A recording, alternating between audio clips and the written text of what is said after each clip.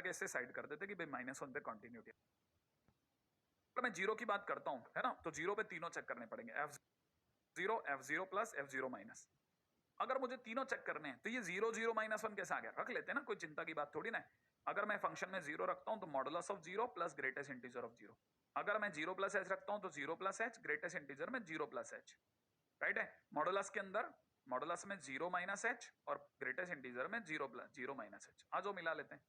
ठीक है, अगर हमने 0 रखा तो 0 plus 0 is equal to 0, 0 plus h रखा तो एच तो 0 हो ही जाएगा, सीधे यही मार दो 0, और 0 प्लस एच का ग्रेटेस्ट इंटीजर भी 0, तो फाइनली इसका भी आंसर 0 हो गया। अगर मैं 0 माइनस एच के मॉड की बात करता हूं तो 0 प्लस में 0 माइनस एच का -1, ओ तो आंसर -1 आ रहा है। तो इसका मतलब ये तो डिसकंटिन्यूटी का बोर्ड लेके आएगा सर, एग्जैक्टली लेके आएगा। अब क्या कर सकते हैं, हटा लेते हैं। तो भाई ये 0 पर तो डिसकंटिन्यूस आ गया। अब आते हैं 1 पे। 1 पे दो डेफिनेशन आ रही है, लेस देन पर ये वाली, माने अगर देखा जाए तो f1 plus f1 minus. Less than का मतलब 1 माइनस पे ये काम करेगा, 1 प्लस और 1 पर ये दोनों ही काम करेंगे। माने ध्यान है ना, इक्वल भी है और ग्रेटर भी है, तो इसका मतलब ये कि दोनों पे एक ही फंक्शन काम करेगा। ओके, अब देखो पहले मैं f1 करता हूं, तो 1 के टाइम पे मॉड ऑफ 1, ओ सॉरी, सबसे पहले 1 माइनस की बात करता हूं, f1 माइनस, एक से कम होने पर मॉडुलस में 1 माइनस एच और प्लस ग्रेटेस्ट इंटीजर में 1 माइनस एच।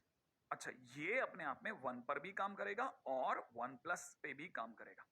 अगर मैं 1 रखता हूं तो 1 प्लस मॉड ऑफ 1, ठीक है, और अगर मैं यहां रखता हूं तो 1 plus H modulus 1 plus H, और आपको पता होगा मॉडुलस में तो एच 0 हो ही जाता है, सीधे ये भी 0 ये भी 0, तो इसका आंसर 2।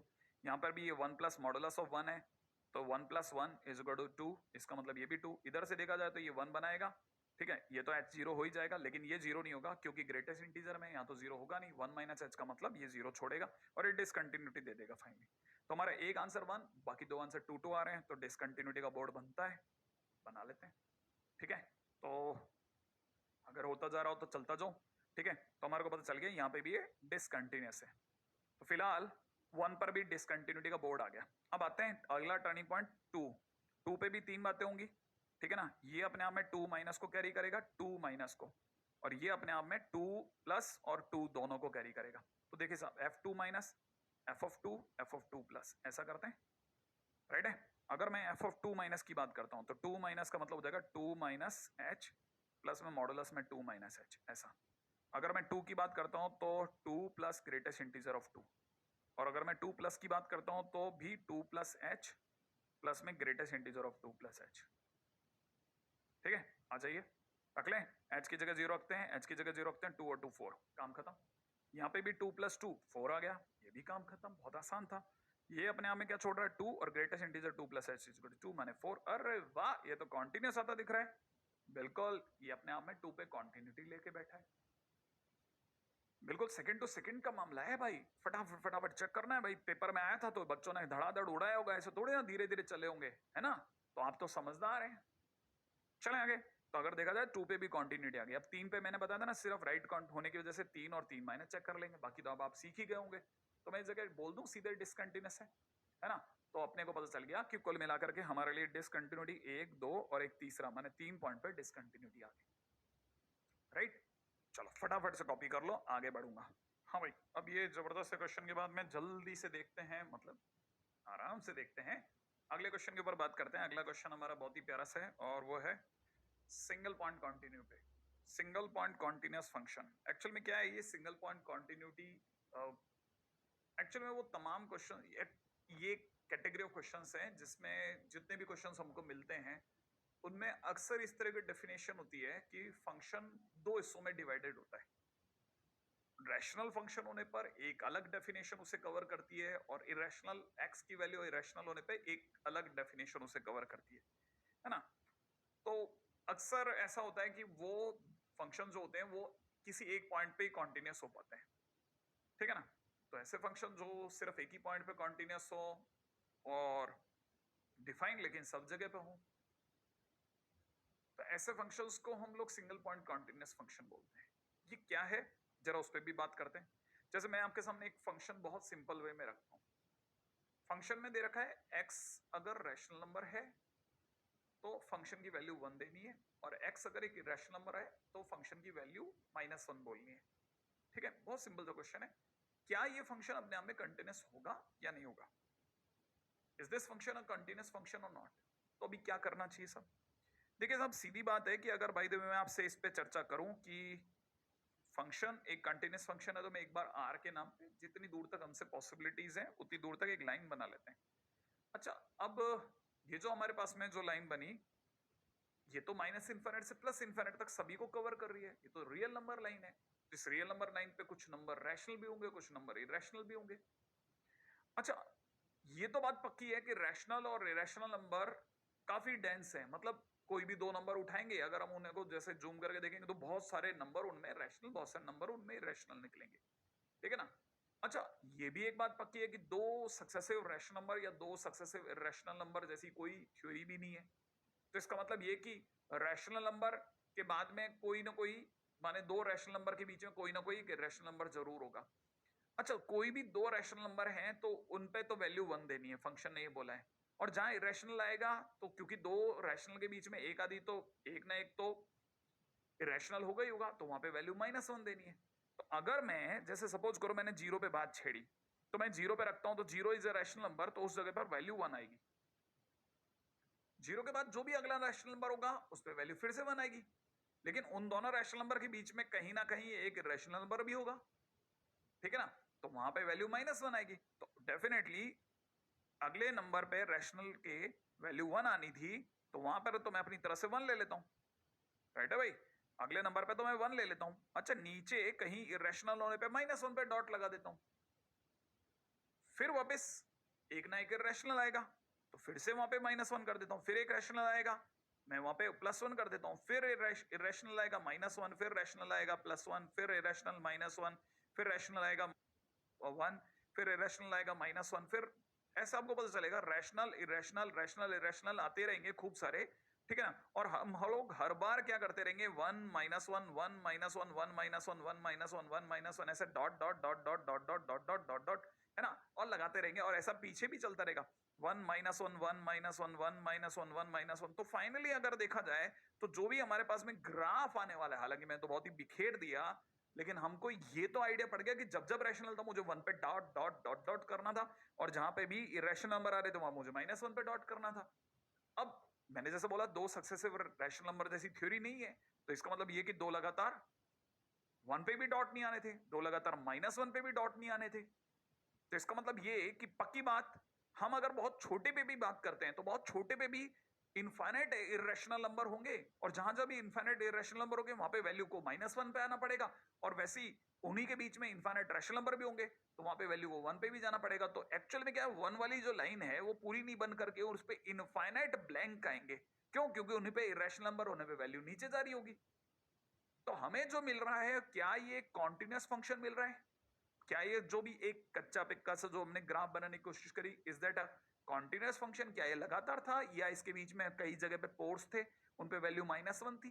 तो आप बोलोगे कई जगह पोर्स थे, है ना भाई? तो इस पे वैल्यू कितनी आई? -1 आई, क्योंकि रैशनल होने पे हमें नीचे आना पड़ा।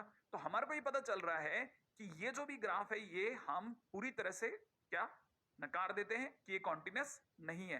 तो हमारे को पता चलता है बाय, है ना, understanding of understanding of rational and irrational number, of rational and irrational numbers, ठीक है, फंक्शन इज डिसकंटिन्यूस। फंक्शन और डिसकंटिन्यूस है। अब यही आप एक सेकंड भी मत धैर्य धरिए, अगले पॉइंट पे यही बात करते हैं अपन। अगर मैंने बाई चांस फंक्शन थोड़ा बदल दिया होता, यहां 1 और -1 है और वहां मैंने 1 और 1 ही रखा होता, तो क्या ये कंटिन्यूस होता? अब की बार मैं क्या करता, रैशनल होने पे 1 1 पे डॉट करता, और इरेशनल होने पर भी 1 1 पर ही डॉट करता। जो बहुत छोटे इलाके में भी, जो बहुत डेंस से इलाके में भी बहुत इनफाइनाइटली इरेशनल नंबर पे जो -1 जा रहा था ग्राफ नीचे होने के लिए, वो नहीं जाएगा। अगर वो नहीं जाएगा तो वो 1 पे ही रहेगा, और 1 1 1 1 1 1 1 1 1, माने रैशनल पे भी 1, इरेशनल पे भी 1, रैशनल पे भी 1, इरेशनल पे भी 1। तो इसका मतलब मुझे पता चला कि अब की बार जो बनने वाला ग्राफ है वो कैसा मिलेगा मुझे? कॉन्टिन्यूस। तो मैं क्या बोलूंगा? Now it is, I know आपको समझ में आ गई ये वाली बात। मेरा तो ख्याल है आप सभी को पकड़ में आ गई कि 1 और -1 के लिए हमको हर बार पेन ऊपर नीचे करना पड़ता, क्योंकि रैशनल इरेशनल कहीं ना कहीं हमारे को ऊपर नीचे जाना ही पड़ता, तो जहां इरेशनल नंबर आते वहां पे हमारे को गैप देना पड़ता, भले बहुत छोटा गैप, भले वो इनविजिबल गैप, बट वहां गैप था, और इतनी बार गैप था कि हम उसे नकार नहीं सकते। लेकिन अब तो यहां क्लियर है कि now it is a continuous function. अच्छा, अब ये जो कंटिन्यूअस फंक्शन आया, कब आया? जब ये दोनों सेम थे। हाँ, अगर ये दोनों डिफरेंट रहे तो ग्राफ पलटना ही था, लेकिन दोनों के सेम होते ही ये कैसा बन गया? कॉन्टिन्यूअस बन गया। अब जिनको ये बात समझ में आ गई, अब आप खटक से ने आगे चलो। अब आप बताओ कि ये भी रैशनल और इरेशनल वाला फंक्शन है कि नहीं है? है। तो अब आप बताओ जरा जल्दी से मुझे कि ये कंटिन्यूअस कब होगा? जब ये दोनों सेम होंगे। तो कहने का मतलब मैं क्या बोलूं? Function f x is continuous when जो ऊपर वाला x है वो that is equal to 1 minus x, इसका मतलब 2x is equal to 1 minus x is equal to half. तो कहना मतलब at x is equal to half function is continuous. That's it. कितना सिंपल है, और इस पे इतने अच्छे अच्छे क्वेश्चन बने। ये शायद मेरा दादा के लिए खुद मेंस का क्वेश्चन है किसी टाइम का। अच्छा, इतने बहुत सोबर सोबर क्वेश्चन बने हैं साहब, अल्टीमेट लेवल के, मतलब आप सोच ही नहीं सकते इतने प्यारे प्यारे क्वेश्चन बनाए इन लोगों ने कि सोचिए मत। अगले पे बढ़ जाते हैं। अगला क्वेश्चन मैं पूछता हूं, बताओ भाई, फंक्शन में एक जगह x बिलोंग्स टू q है, एक जगह x belongs to q dash है, मन रैशनल रैशनल आपको दिमाग में तुरंत आएगा क्या कि रैशनल होने पे हमें sin x पे जाना है, इरेशनल होने पे हमें cos x का ग्राफ पे जाना है। 0 से 2 पाई का गैप दिया गया है, ये कब कॉन्टिन्यूअस होगा? सोचो। तो क्या बोलूं? Function will be continuous if ये दोनों इक्वल हो, माने sin x equal to cos x हो, दुनिया की नजरों में tan x इक्वल टू 1 हो। इसका मतलब हाँ, sin x equal to cos x हो और tan x इक्वल टू 1 हो, माने x की वैल्यू कितनी हो? Pi by 4। लेकिन उसने कहा 0 और 2 पाई। हाँ, और भी तो कोई पॉइंट हो सकता है। आओ मिलाते हैं। मैं आपके सामने sin x का प्यारा सा ग्राफ बनाता हूँ 0 से 2 पाई में। बना लिया साहब। अब मैं इसी टाइम पे आपके सामने cos x का ग्राफ बनाने की कोशिश करता हूँ। ये जो ग्राफ बनेगा, ठीक है, ये जो ग्राफ बना यहां से यहां तक, ये 2 पाई है साहब, ये 0 है। अब बताओ कितनी जगह मिले दोनों? इक्वल किस जगह हुए? एक तो इस जगह पे, ये जगह का नाम पाई बाय 4, एक और जगह भी है, ये जगह पाई है, ये पाई से पाई बाय 4 आगे है, माने पाई प्लस पाई बाय 4। बोले तो हाँ हाँ हाँ हाँ, कितना? 5 पाई बाय 4। तो कहना मतलब ये कि एक और आंसर हुआ 5 पाई बाय 4। राइट है? तो इस जगह पे क्वेश्चन हो जाएगा। क्या खड़क से क्वेश्चन होने वाली चीजें। जल्दी जल्दी आगे बढ़ते हैं, इतने प्यारे प्यारे छोटे छोटे क्वेश्चन आ सकते हैं। ठीक है, अक्सर पेपरों में इस तरह के क्वेश्चन देखने को मिलते हैं सिंगल पॉइंट कंटिन्यूटी के नाम पे। अगला क्वेश्चन फिर से देखो, इस तरह का क्वेश्चन हम लोग अक्सर अपने यहाँ पे कोचिंग सेंटर्स वगैरह में दिया करते हैं।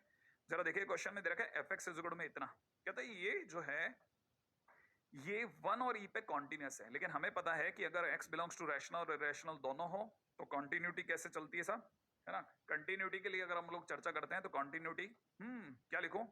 एफ एक्स इज कॉन्टिन्यूअस कब?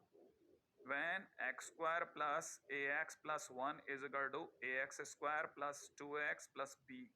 सही है? आपकी नजरों में ये, मेरी नजरों में हो सकता है x square 1 minus a plus में x common a minus 2 plus में 1 minus b equal to 0। Right है? अच्छा, क्योंकि ये क्वाड्रेटिक इक्वेशन है तो इसके कितने एक्स के कितने आंसर आने थे? 2, और सामने वाला कहता है वो 2 आंसर है भी हमारे पास 1 और ई।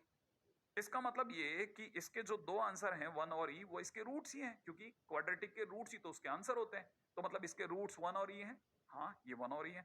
तो अगर मुझे सॉल्व करना है तो क्या मैं रूट निकालू? ना ना ना, यहाँ एक छोटा सा काम कीजिएगा। हमें सम ऑफ रूट पता है, सम ऑफ रूट 1 प्लस ई होगा। तो इसका मतलब ये कि जो 1 प्लस ई होगा, sum of root that will be minus B by A. तो मैं क्या लिख दूं? 2 minus A upon 1 minus A कर देता हूं। क्या आप इससे सॉल्व कर लेंगे? थोड़ा बहुत पक्का आंसर आएगा कि नहीं आएगा अभी देखते हैं। दूसरा, प्रोडक्ट ऑफ रूट की अगर हम लोग चर्चा करते हैं तो product of root is equal to 1 into E, और इधर से product of root is equal to 1 minus B upon 1 minus A. क्या आपको लगता है कि आप इधर इन दोनों को सॉल्व करके फाइनली बी फाइंड आउट कर लेंगे? तो आप इससे क्या करना? ए फाइंड आउट कर लेना। इससे क्या करना? बी फाइंड आउट कर लेना। होप आप में से सभी लोग इसके बाद का क्वेश्चन बना लेंगे। मेरा काम सिर्फ हिंट देना है और जल्दी से दौड़ जाना है अगले क्वेश्चन की तरफ। राइट है? तो चलिए सब आगे बढ़ जाओ, है ना? सिंगल पॉइंट कंटिन्यूटी के अंदर ही एक और क्वेश्चन बता रहा हूं जो कि बहुत काम का होगा, और आई मीन इट बहुत काम का होगा। ये क्वेश्चन जो है इसकी लाइंस पे जरा गौर करना, जो अगला क्वेश्चन मैं आपको बताऊंगा, ठीक है, जब तक आपने कॉपी कर लिया होगा।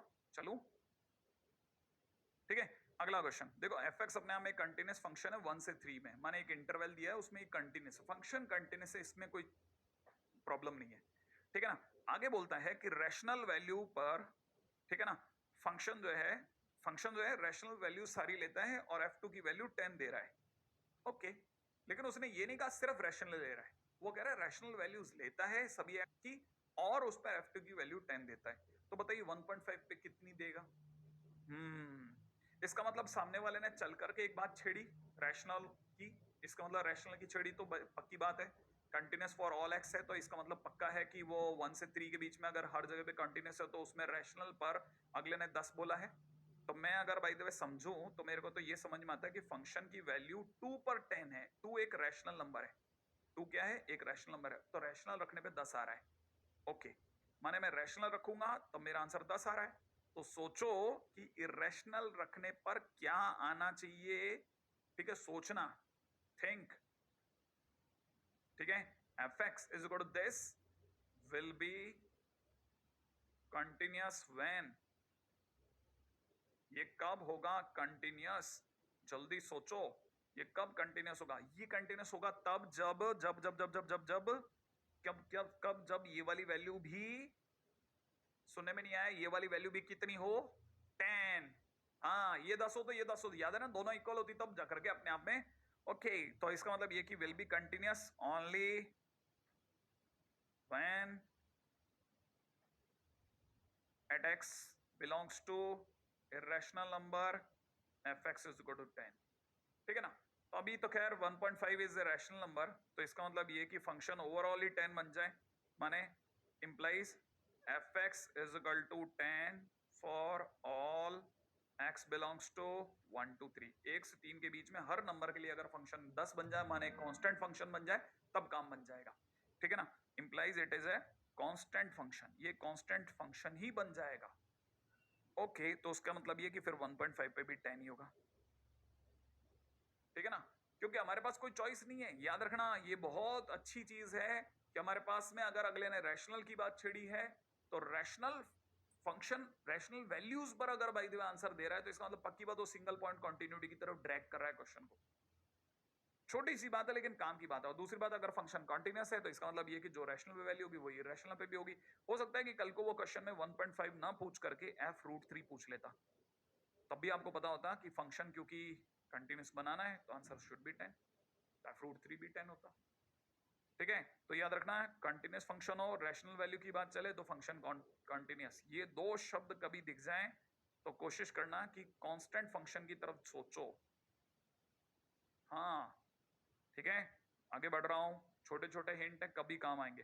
हाँ भाई, अब ये जबरदस्त क्वेश्चन के बाद चलते हैं अगले क्वेश्चन की तरफ, और उसके लिए टाइटल है बिल्ट इन लिमिट, ठीक है, अपने आप में जबरदस्त टाइटल है, फिर बोल रहा हूँ बहुत लेवल का टाइटल है। चलिए, बहुत अच्छे से तैयारी करना है, इसके लिए दिमाग से सोच के चलना पड़ता है। बिल्ट इन लिमिट के लिए बस इतना सा एक वन लाइन में अगर हिंट करूं तो it's kind of limit in a limit, ठीक है, it's a kind of limit in a limit, माने एक तरह से दो दो लिमिट, हाँ, एक तरह से दो दो लिमिट। एक्चुअली क्या होता है, इसमें एक लिमिट तो फाइनाइट दी होती है अक्सर, और एक लिमिट हमारे को इनफाइनाइट दी होती है, ठीक है ना। एक लिमिट फाइनाइट दी होती है और एक लिमिट इनफाइनाइट दी होती है। तो नॉर्मली अगर देखा जाए तो we have two limits, we have two limits, ठीक है ना, one is finite, another is infinite limit, ठीक है। अच्छा, सेकंड, ये तो फर्स्ट पॉइंट हुआ, सेकंड पॉइंट भी सुनिएगा, बड़ा इंटरेस्टिंग सा छोटा सा पॉइंट आपके उसमें ऐड करना चाहता हूं कि from the finite limit we make cases, ठीक है ना, from finite limit we make cases and from infinite limit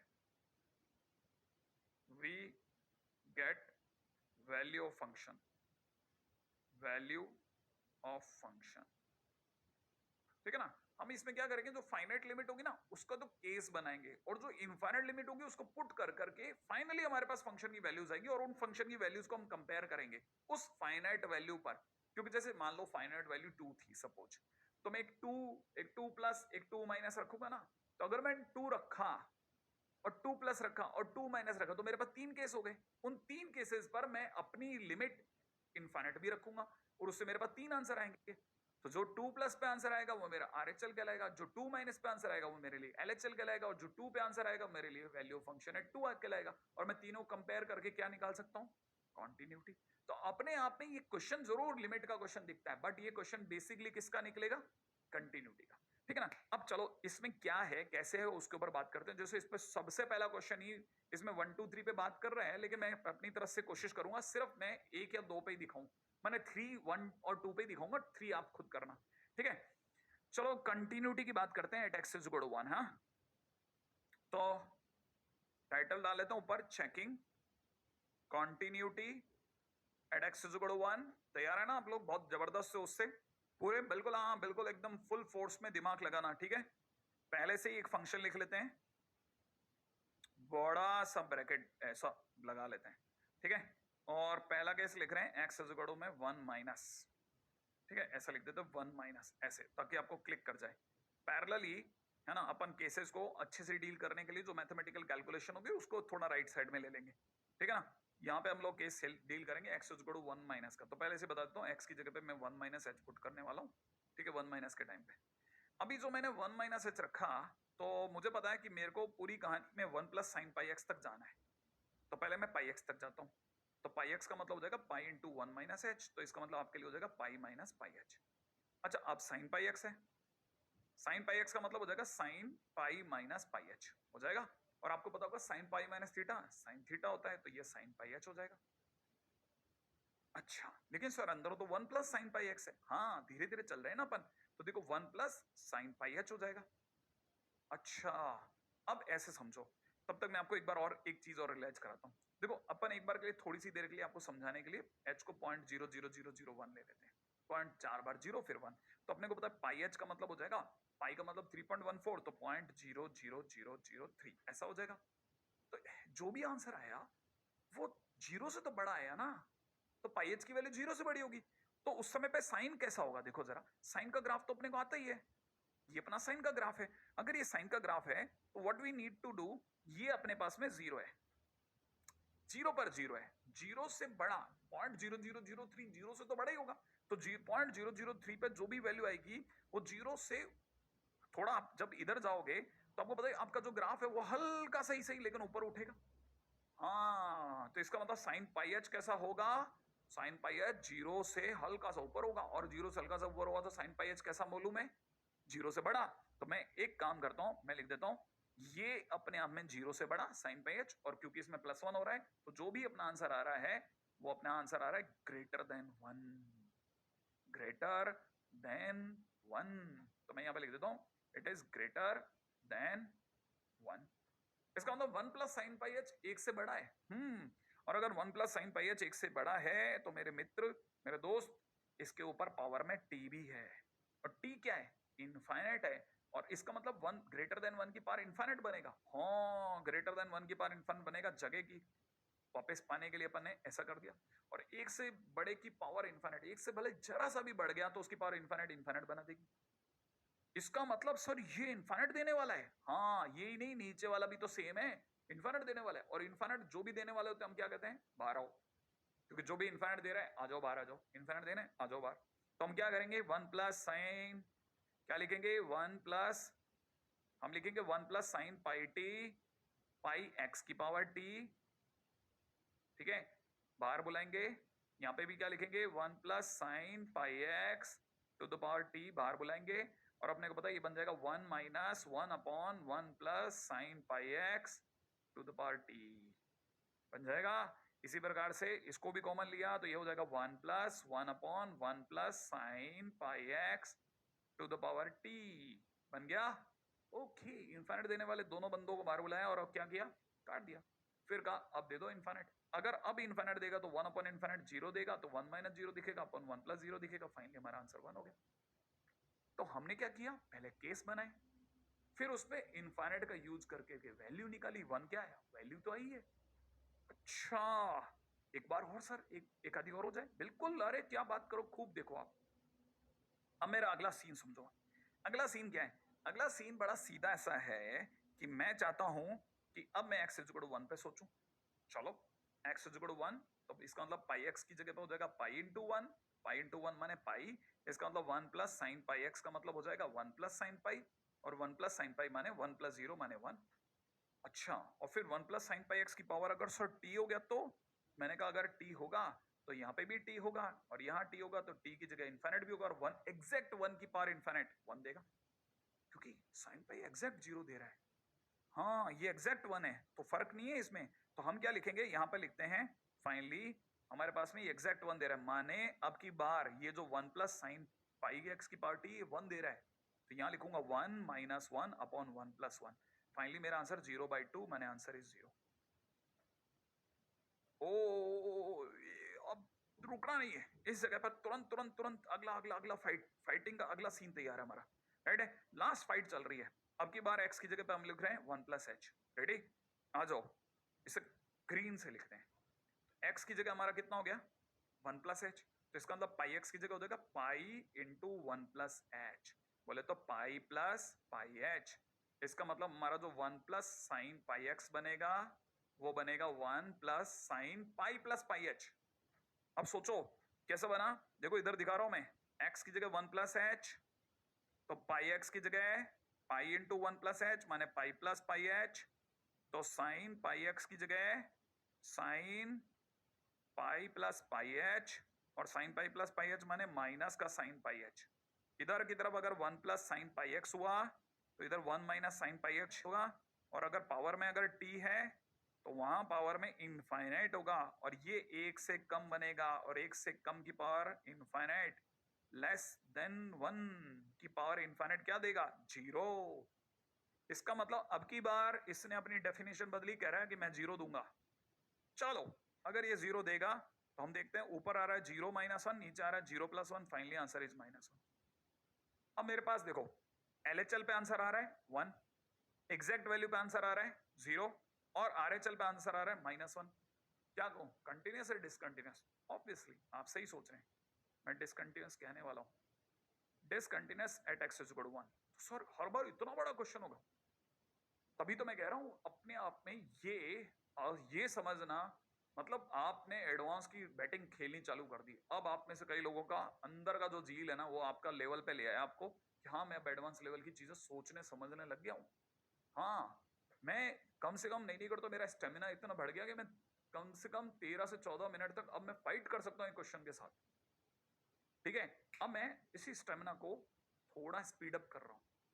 ठीक है, आप में से जिनको जल्दी जल्दी कॉपी करना आ रहा है थोड़ा कॉपी कर लें, अदरवाइज आपके पास में दूसरे सुटेबल वेज भी हैं तो आप उस तरीके से कर लेना। अब मैं आपको जो चीज समझा रहा हूँ ना वो समझने की कोशिश करना। ठीक है, रेडी? हाँ भाई, अब मैं आपको इसका अगले क्वेश्चन पे लेके चल रहा हूँ, बड़े जल्दी से समझना। मैंने इसी का पार्ट 2 अब मैं x इक्वल टू 2 पे सिखाऊंगा, थोड़ा सा स्पीड अप करके दिखाऊंगा, और उसके बाद में मैं ट्रिक से भी सिखा दूंगा लास्ट में जाते जाते। ठीक है, तो इसका मतलब ये कि अपन को तीनों चीजों को सीखना है, लेकिन विधान से चलना जल्दी सीखो है मेरे दोस्त।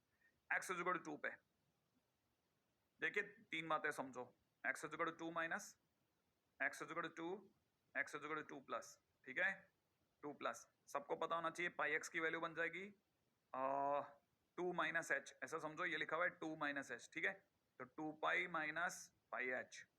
ठीक है, तो इसका मतलब साइन पाई एक्स की वैल्यू क्या बन जाएगी, sine 2 pi minus pi H, और आपको पता होना चाहिए फोर्थ क्वाड्रेंट है तो अपने आप में माइनस का साइन पाई एच बन गया। इसका मतलब 1 प्लस साइन पाई एक्स जो होगा वो अपने आप में 1 माइनस साइन पाई एक्स बनेगा, और पावर में अगर t है तो इसकी पावर t होगा माने इनफाइनाइट होगा, और आपको पता है ये अपने आप में लेस देन 1 है, एक से छोटे की पावर इनफाइनाइट 0 देगा, तो मतलब LHL वैल्यू 0 आ गई।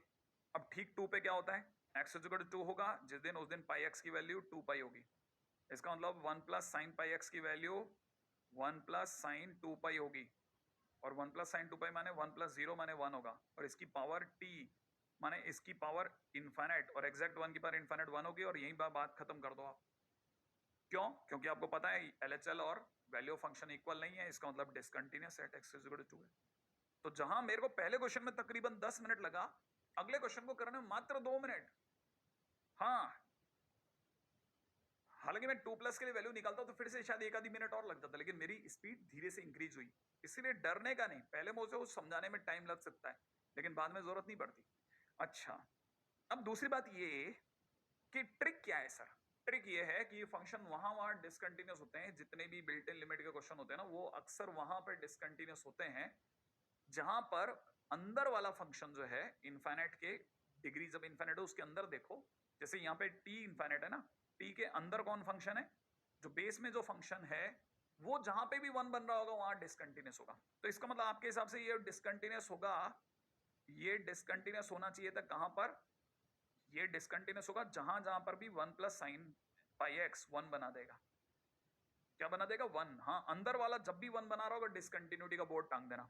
तो इसका मतलब ये कि साइन पाई एक्स जिस दिन 0 बना रहा होगा, हाँ, और साइन पाई एक्स 0 बनाता है साइन एन पाई पे। इसका मतलब x is equal to n पर जहां जहां भी x is equal to n आएगा डिसकंटिन्यूटी दिखाएगा। मैंने 3 पे भी चेक करने की जरूरत नहीं है, 3 पे आप देखते बता दोगे। अभी भी नहीं यकीन आ रहा तो तुरंत आगे चलता हूँ और आगे जाकर के बताता हूँ कि क्वेश्चन कैसे आते हैं और कैसे दिखते हैं। ठीक है, क्योंकि लास्ट मोमेंट है तो प्लीज इसका समझदार आगे बढ़ जाऊं। देखो जैसे ये वाला क्वेश्चन है, ये मेरे से पूछेगा कोई कहां डिसकंटिन्यूअस होगा, तो मुझे पता है यहाँ पे n इनफाइनाइट है और n किसके ऊपर है, एक्स स्क्वायर के ऊपर है। तो मैं बोलूंगा इट इज डिसकंटिन्यूअस, ये डिसकंटिन्यूअस होगा at x square is equal to 1 पे, माने एक्स इज इक्वल टू 1 और -1 दोनों पर। तो इसने पूछा क्या 1 पे कॉन्टिन्यूअस होगा? नहीं भैया, पक्का ये डिसकंटिन्यूटी जाने वाला है, गारंटेड। ठीक है ना?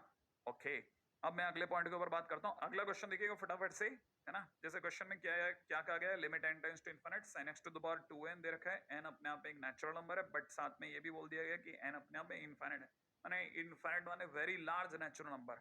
तो इसकी कंटिन्यूटी पे कमेंट करना है। देखिए साहब, सीधी बात, इसे अच्छे से पकड़िए, ये sin स्क्वायर x की पावर n है। मैंने कहा था इनफिनिट के जो अंदर हो, माने इनफिनिट के जो बेस में बैठा हो, यहाँ 2n इनफिनिट नहीं है, n ही इनफिनिट बन गया, तो बाकी को आप अंदर ले लो। तो जब जब भी हम बोलेंगे ये डिसकंटिन्यूअस होगा जब sine square x is equal to 1 बने, माने साइन एक्स अपने आप में +-1 बने, और साइन एक्स +-1 माने हर ऑड पाई बाय 2 पे, माने answer is odd pi by 2। ठीक है, अब n तो काम में आ रहा है तो चाहो 2 के +1 पाई बाय 2 बोल सकते हो, माने 2 के +1 पाई बाय 2 पे ये अपने आप में डिसकंटिन्यूअस होगा। ठीक है, अगर आप इसका प्रॉपर देखना चाहते हैं तो पॉसिबल पॉइंट्स क्या है, जब जब भी साइन एक्स +-1 देगा, माने x is equal to odd pi by 2 पे, आप चाहो तो पाई बाय 2 पे चेक करा देता हूँ। पाई बाय 2 रखिएगा 1 आएगा, पाई बाय 2 प्लस h रखिएगा, पाई बाय 2 माइनस h रखिएगा, तीनों पे 0 आएगा, दोनों पे 0 आएगा, सॉरी, है ना? तो ये फाइनली देखा जाए तीनों वैल्यू इक्वल नहीं आ रही है तो साफ है डिसकंटिन्यूटी तो पाई बाय 2 पे दिख गई, इसका मतलब हम सही सोच रहे हैं। ठीक है, ओके, तो बस आपसे अब अलविदा लेने का समय, आपको याद दिलाते हुए वही कि मेहनत खूब कर रहे हैं, ज्यादा से ज्यादा क्वेश्चंस मैं आपकी झोली में डाल रहा हूँ, तो बस आपसे भी ये उम्मीद करता हूँ कि आप भी बहुत अच्छे से मेहनत करें, किसी जगह कोई कमी ना छोड़े, क्योंकि ये साल सफलता का साल है। ठीक है, और ये और इसके बाद के साल फिर सफलता के सालों की खूब कहानियों के साल है। तो माता पिता से खूब आशीर्वाद इस बार जुगाड़ना है, बटोरना है, उसके लिए खूब उनके पैर वैर दबाइए, उनसे आशीर्वाद लीजिए, और भाई बहनों से तो नोकझोंक चलती ही रहती है, हिंसा से दूर रहना है, मास्क अवश्य पहने, जय।